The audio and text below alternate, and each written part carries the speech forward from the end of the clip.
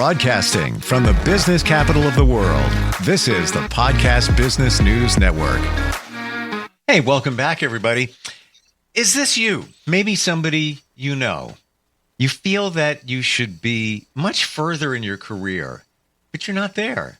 And you don't understand why you haven't attained that. You feel that you deserve it. It's at your fingertips, but it hasn't arrived yet. But you know there's more out there. You may have a fear of success. It's a very real thing. Fear is major in our lives. We all have fear. Most of it is unfounded, but people are struggling with their lives for fear of success. And we're going to talk about that today and so much more. She is a clinical psychologist, and that's just part of her resume. 7 books, 70 articles, does blogs on this and workshops all the time. And it's wonderful to have her with us. Dr. Susan Kavaler Adler joins us on the program. Welcome. How are you doing today? Oh, I'm fine. It's good to be with you.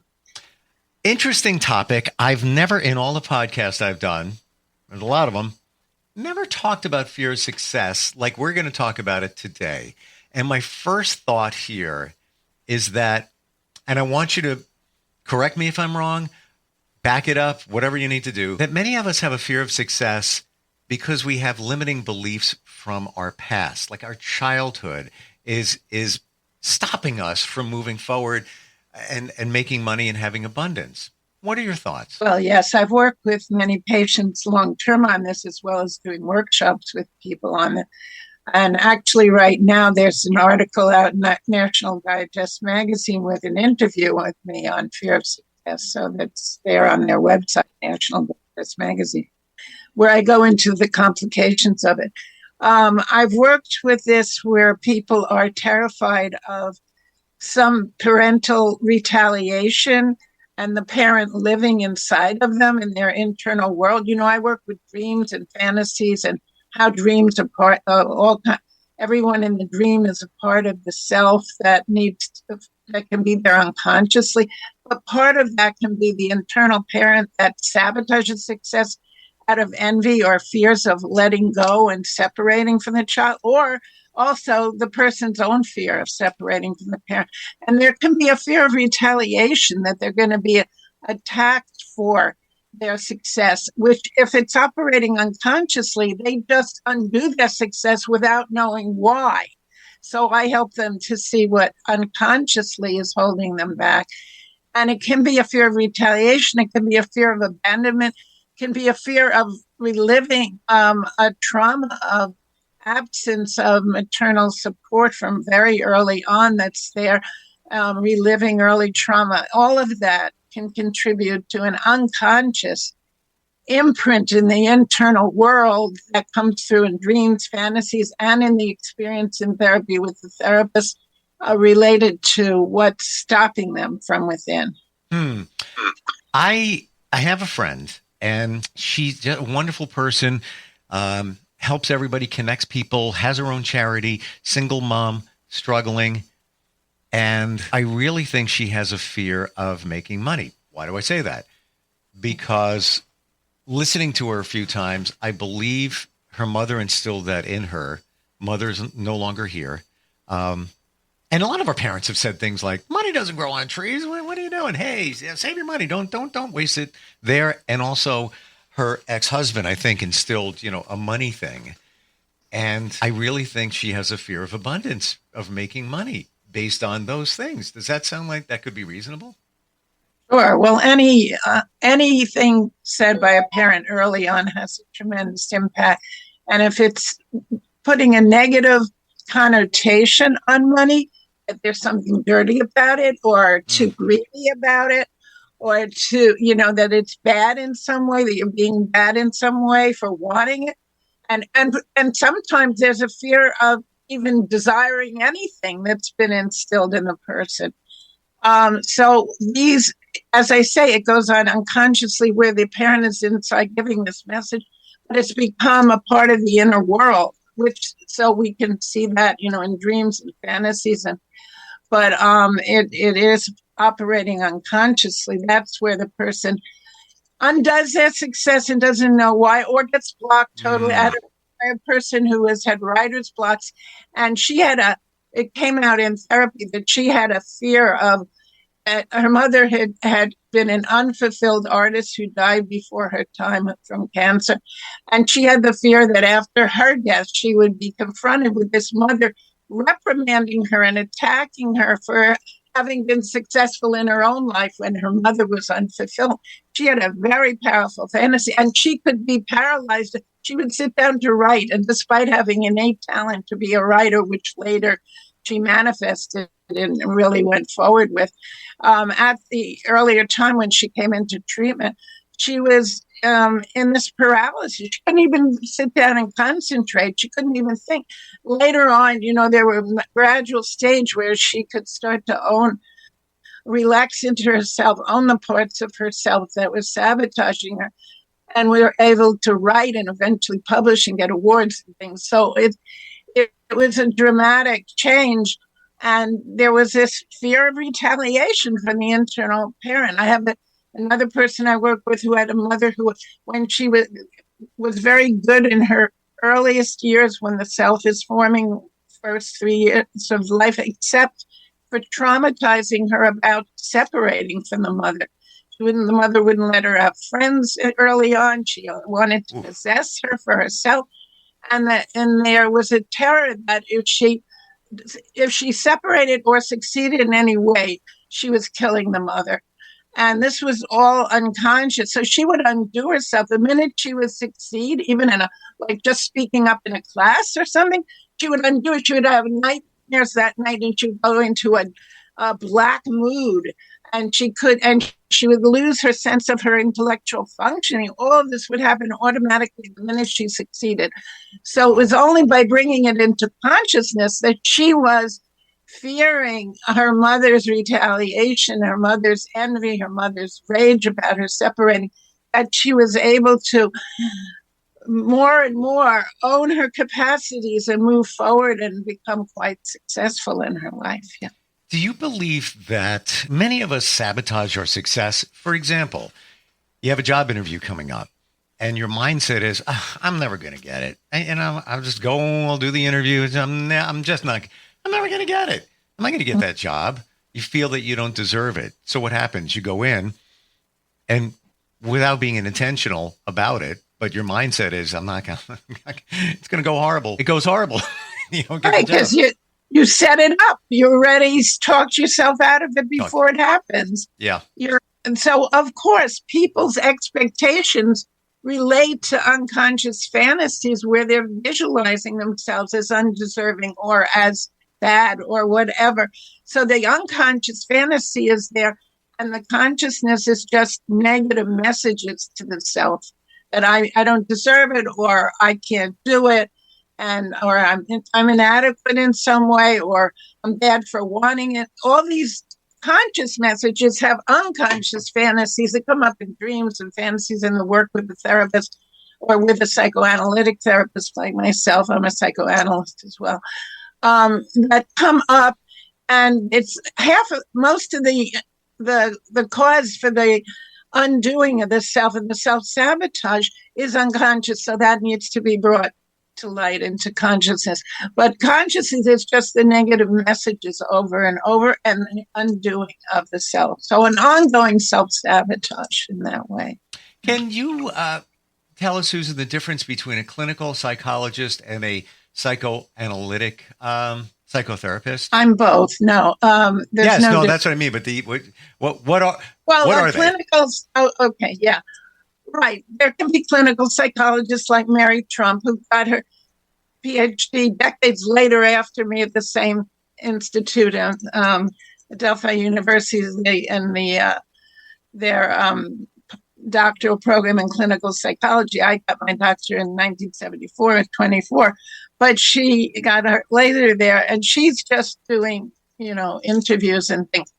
She's not practicing as a psychoanalyst or a psychoanalytic psychotherapist. So you can be a clinical psychologist and not be a psychoanalyst or psychoanalytic psychotherapist. I work with people ongoing in-depth treatment, and I also have a group, monthly groups, but I work mostly individually, and as I say, as I keep referring to unconscious fantasies, that's what comes up in the dream. And I work with dreams. I work with the inner world where not only these messages are, but there are internal primal parental figures going back to the primal mother and the negative aspects. And if there's not a good enough internal mother, it has severe consequences. If that's not internalized, you have bad object internalized.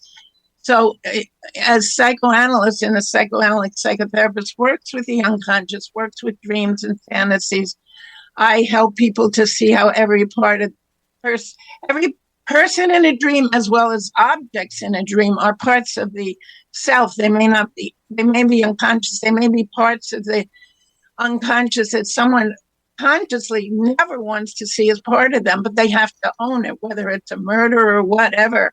They have to own that this is a part of them in their internal world. The more it becomes conscious, the more they become free to be their full selves and not be inhibited by unconscious attacks from within, what parts of themselves that they're dissociating from or repressing feelings from. Yeah. So on the success side of things, where somebody has a fear of success, they may be feeling, I've got this. I can do this. I've got the skills. I deserve it. But on the back end, they might be thinking success is going to change my life. Success is going to be hard to maintain. Success is going to add layers of challenge, even though they feel, I got it. I'm going to launch a business. I know it's the right thing, but these things get in the way. How do you get over those things? Well, there's a fear of the responsibility ongoing, a fear of commitment in general that can be there because of what's going to be expected on an ongoing basis. But what they often don't realize is there's also a fear of envy. And often there's a fear of others being envious of you. I've given a lot of workshops and written a lot about unconscious envy and how to work with it when it becomes conscious. So there's a fear of being attacked by others, and sometimes there can be projections of one's own unconscious envy that one has come to terms with. It gets projected on others, so one expects others to be envious. And sometimes there is the real envy, and there's always envy in the world. So that can be a very dramatic reason why people on the surface just think they're afraid of the responsibility, but they're actually afraid of being attacked by envious others because they project that from their inner world, which I've been referring to. The psychoanalytic psychotherapists like myself deal with the inner world, not just things going on in the external world. You said something that, and it's kind of almost elementary, but I didn't pick up on it until you said it, and that is fear of commitment. So you start a new business. So everything looks great, on paper. You've got a team, great idea, ready to go, but you have to be committed. And a lot of us have a fear of being committed. I never thought of that. Wow. Well, when you get into I've been in practice for over 40 years. I a little more than that, but I don't like to sound too old. But I also started an institute that trains psychotherapists, psychoanalysts. So I have my own business in that sense. It's a nonprofit, so it's not my practice is profit, but my institute is nonprofit. But I've started the whole organization, and it's been alive for 32 years now. But we had so many problems along the way. Now it's humming along and growing and developing. But there were so many different things I had to deal with conflicts and people. Now I have a really great working team. It takes time. You never know what you're going to come up against. So sometimes people are just afraid to start because they're afraid there's always going to be issues and problems and conflicts that come up. It's not all going to be smooth sailing. So, so people are afraid of getting into all the muck. They're afraid of the messy stuff that they have to deal with to be alive and to make progress in life. Yeah. I want to go back to a basic thing here, fear. We're talking about fear of success today, and that's just one of the things that you help people overcome. Many other ones, fear of intimacy, and on and on and on. The word fear. Now, it's my understanding, and a great acronym, I can't deny it, false evidence appearing real. It's a good one. We've all heard it. I've also heard in research, studies, polls, typically it's like 93%, and every couple of years they come up with this stat, but it's always like right around 90%, that 90% or so of the things that we worry about never happen. We're literally wasting our time, our energy. What are your thoughts on that? You're saying about a fear of anything. That we get intimidated, we get inhibited by our This is, again, what I want to say is we have an internal world that develops from our earliest time. For the first 3 years of life, our self is forming, and we take in primal connections from that earliest time. And it can, if it's not good, then it can sabotage us, and later input all along the way from particularly our primal parents and siblings and then others. That's internalized. We live in an internal world. The past is in the present. It's right there in the moment. So it's not just about, when people say I can't really be present, they don't realize that they're defending against, fighting against, blocking an internal world because of the fear of the negative experiences inside. So they get blocked and they don't know why.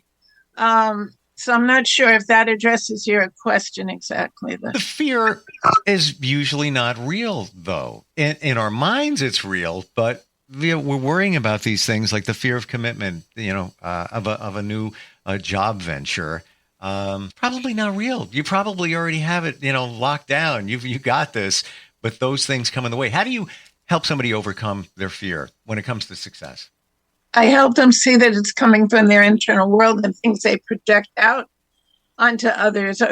For instance, going for a job interview, they might project out, even ahead of time in their mind, expect that they're going to be critically judged in a very negative way, being seen as either inadequate or being seen as bad and greedy. Whatever it is, they're afraid because they have an inner world where they're carrying expectations from what they had in the past that's in this present still.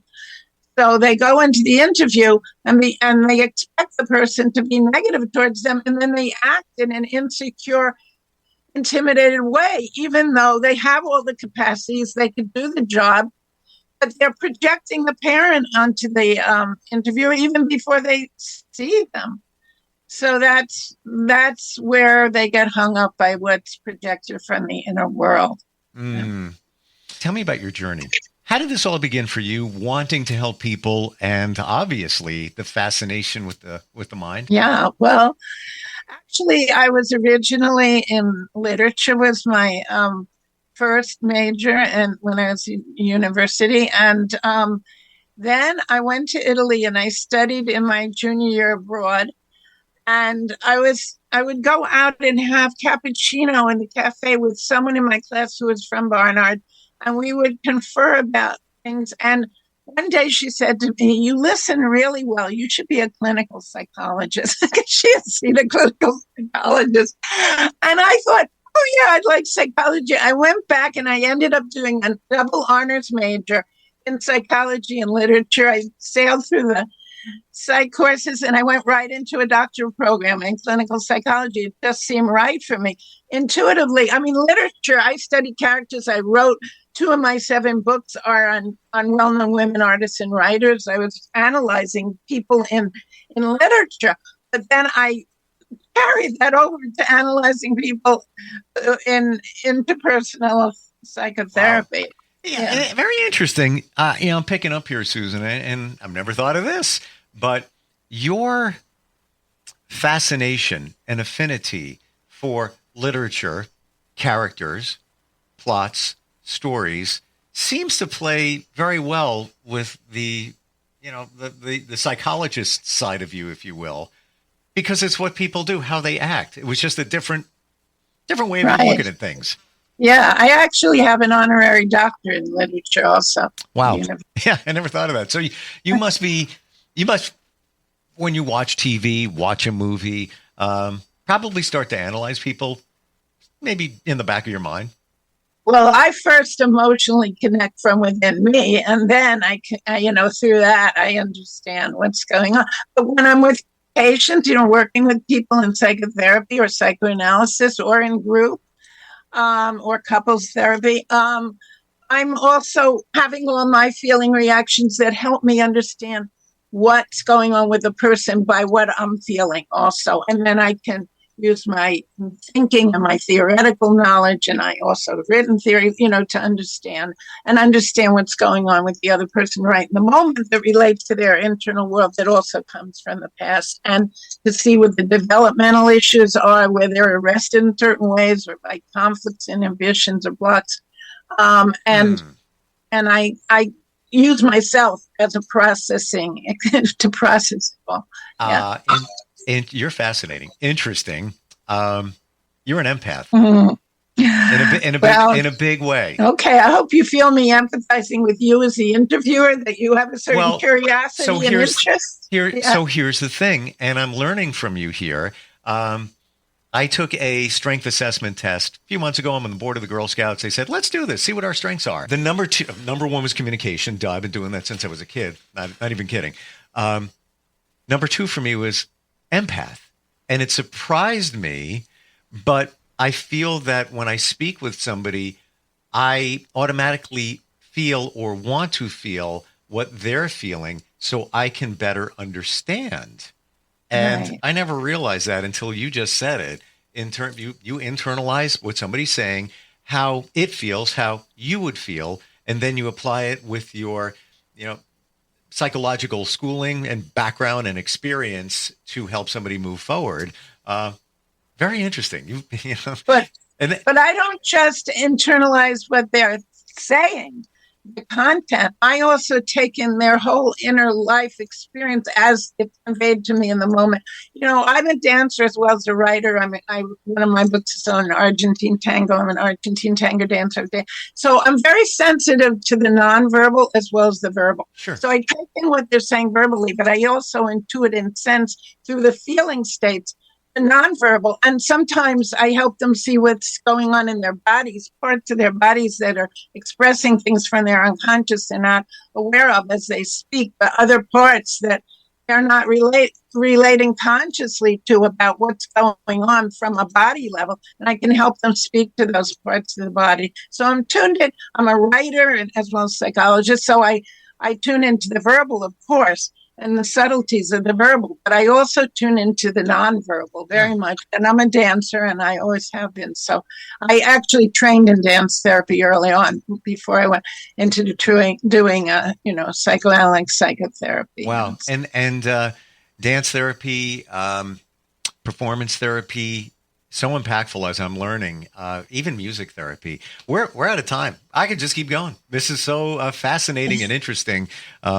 And there's lots more to talk about. I mean, fear of success, it's real. We didn't get the fear of intimacy, but baseline here, it is fear. How does somebody overcome that and connect with you? What's the best way to find you? Okay, well, my email is drkavaler@gmail.com, drkavaler@gmail.com. My website is www.kavaler, is one word together without the dash there. KAVALERADLER.com. And so through my website, you can connect. My email is the best direct link. And I'd be glad to set up consultations to speak to people or to start therapeutic processes, of course. And I have monthly groups that they might also be interested in, like one with meditative psychic visualization and getting in touch with what the gut's saying, what the stomach's saying, what the heart is saying, with inner people that come up from the inner world. And I also have a writing and creative process group. And also for people in my field, I have a monthly supervision, role play experiential supervision group where I play the part of the therapist, they play the part of the person they're working with, their client, and we get into that. So I have the 3 monthly groups, but I have my main work is the individual consultation or psychotherapy. And I also consult about writing and creative process issues too. And you find time to sleep. Yeah, I'm working on that one more amazing. now. Yeah. Wonderful talking with you. And of course, you can do it virtually anywhere. KavalerAdler.com. Yes. Susan, I do work virtually with everyone as well as on the phone, and not just in person. Yeah. Thank you for being here today. And if we get a chance, looking forward next time we might get together. Learned a lot. Got to tell you, learned a lot. Appreciate it. Good. Thank you for being such a curious interviewer. I enjoyed it very much. I want to learn. I think it's so cool. And I shouldn't have regrets. Everything's a lesson to be learned. I should have taken psychology in school because now I am fascinated by the mind. Thank you again. We'll talk soon, okay? You're welcome. Thanks. We'll be right back.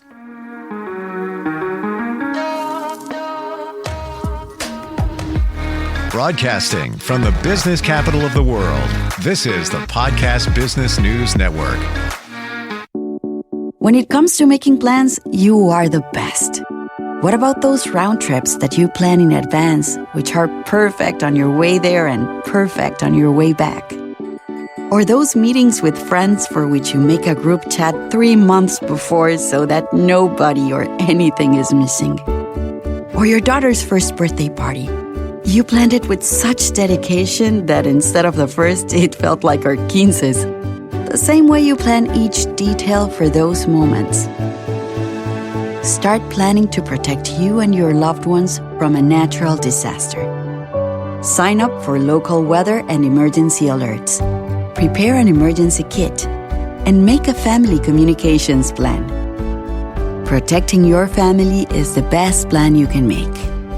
Get started at ready.gov/plan. Brought to you by FEMA and the Ad Council.